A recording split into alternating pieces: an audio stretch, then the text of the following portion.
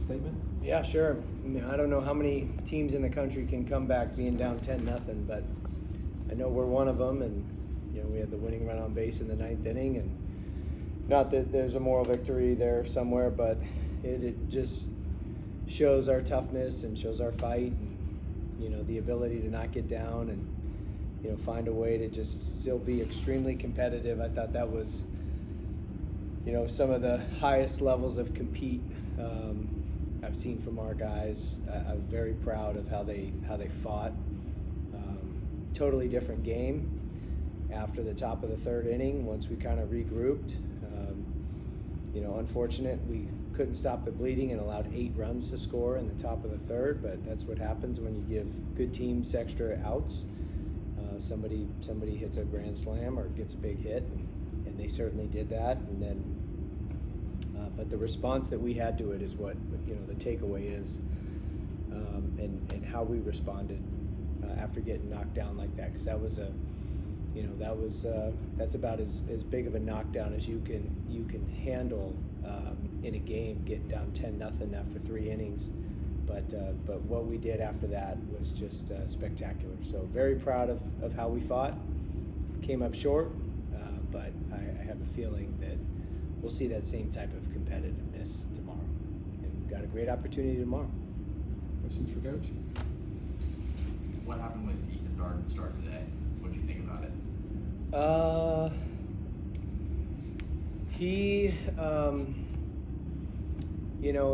It's interesting because the start probably doesn't unravel if we just take care of the ground balls, and he gets out of the inning.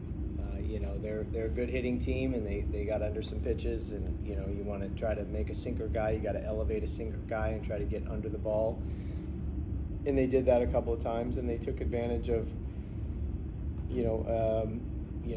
a misplay or an error or whatever the case may be, but probably a totally different start if we handle the ball there in the 3rd. But he gave up single runs in the 1st and in the 2nd. And, you could tell he was they had a good approach against him. You tip your cap to Wake Forest. They were trying to make him elevate, and they did a good job. They had a good plan. So might not have been his best start, maybe with his best command or whatever you want to, best movement or whatever you want to call it, but he still competed. And we've seen Ethan many times over the last couple of years will get roughed up early and then settle right in, and they'll hit some ground balls and the defense will make plays, and before you know it, it's the 6th or 7th inning. But just not the way it happened today. And Ethan is a guy that we usually give a little bit of a longer leash to, just because he's had the ability to get out of situations like that before. He's a very tough kid, but that's just not how the 3rd inning went today. What you think about the bullpen, holding that team down, that kind of offense down, which kind of allowed you guys to get? Yeah, I thought the competitiveness, after the 3rd inning, we weren't exactly pounding the strike zone. I mean, our strike percentages were less than what our goal is, but we were escaping jams. They had traffic every inning. There was never an inning where they went 1, 2, 3. So we were escaping something in every single inning, and that's hard to do against a really good offensive team like they are.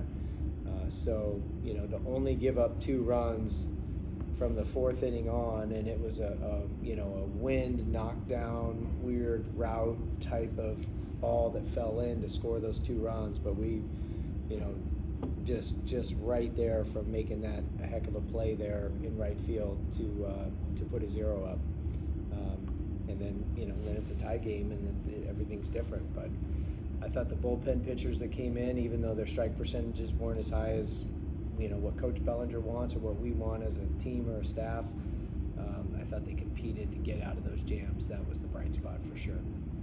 Coach, can you talk about pulling Krite and what your game plan was for that and how you thought the players behind it did today? Yeah, I mean, we've been platooning that spot because Jack Krite and Tristan Beteta and Tristan Mclatty all deserve to be in the lineup.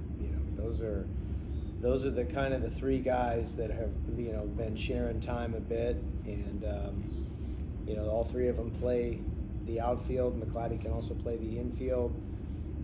So when we're every game that we play, two of those three are on the bench, and so it was more the idea that, you know, Jack metrically and statistically really hits lefties very well, and so we wanted to give him the start today against the lefty, and we knocked him out fairly quickly, and then went to the righty, and the righty that was in there is a heavy off-speed guy, and, you know, Beteta's got a lot of oppo juice and can really smash the ball oppo, and thought it might be a good matchup for him to get, you know, get on an off-speed pitch and elevate it, and, you know, potentially hit it out of the ballpark. And then Mclatty, you know, his metrics and stats against lefties, when he came in the next time against the left-hander, Mclatty's OPS against lefties is over 900, so it's pretty good as well. And you know, just wanted to give him a shot. So I got to continue to try to find ways to keep all three of them going, keep all three of them in there. There are three big pieces of our offense, even though they all are taking turns, so to speak, and rotating. But it was more just an opportunity to get three guys in the game, and, you know, we'll keep looking for those opportunities. We're nowhere near saying that we've stabilized. This is the 9-man lineup that we're going to run out there. We're going to keep giving guys starts, keep getting guys in there, because we've got good players, and we've got good players on the bench every time we play a game. How much were you kind of watching the win today, and how much did that affect things? It definitely played a role. I mean, you know, Colin Priest hit a ball 111 at 25 degrees of launch, and I don't know what Baseball Savant would say about that, but it's probably a batting average on that ball is 1,000, I would guess. And he hit it. The center fielder ran back to the fence and then had to run in, making a diving catch because the wind was gusting. I mean, that was very much an outlier type situation. Jacob Jarrell hit one, same thing, and it got knocked down, and their Williams made a hell of a catch, robbing the home run, jumping over the fence, bringing it back. I mean, how big of a play that was. But that's another ball that he hit on the screws that's on top of the building on a normal day. So, you know, it's just, that's the way it goes sometimes, and can't control the wind, and if we could, we'd have it blow out when we hit and blow in when we pitch, but you can't do it. So it's just, it is what it is. But we had some we impacted the ball really, really well today, I thought. What did you see from Jarrell just overall today?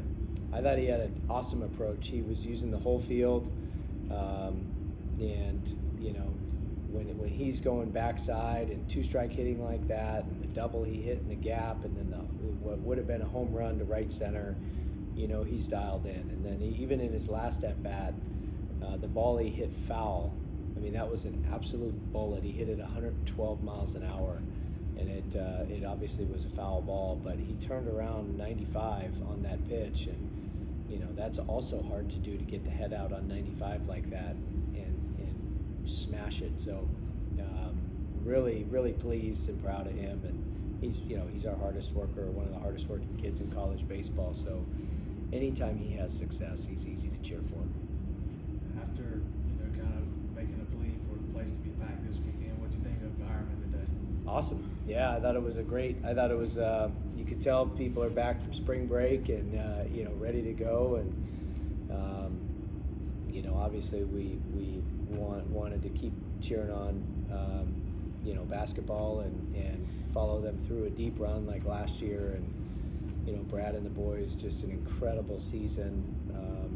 What they did in the regular season, historic, you know. So but I think, you know, on anytime a basketball season ends, in a, you know, fan base can turn their attention to some of the spring sports. I think we saw that a little bit today too. And but I thought it was a great crowd. I thought they were into it. I love some of the prompts that we're doing to kind of get everybody more in a participation mode instead of a spectator mode. And when they make noise, when the fans make noise, and when they're loud, I mean, there is not a more hostile environment when this place is rocking, and that's just what we want. You could tell it was impacting the game a little bit, maybe on their side, and it is just such an advantage when this place is loud and hostile and rowdy, and it's just, we need to keep doing it, and we certainly appreciate it. The coaches, the players, all of us, like, really appreciate it when the fans really dial up the energy and make a ton of noise. Any decision who might start tomorrow yet? We've got it narrowed down. It'll be either lefty or righty. We'll see. I'll talk to Coach Bell. I haven't got to debrief with the coaches yet. You know, obviously Lagurnik would be an option. He hasn't pitched yet. And then we've got some guys that roll back on tomorrow, like Titsworth and Malstad. And then we'll see who, of all the guys who threw today, who's available tomorrow, plus all the guys who haven't pitched. So could use an opener, you know, have a guy short stint, but I think we'll have to figure that out. That might be a morning type of decision. Anything else for Coach? All right, thank you, Coach. Thanks, guys.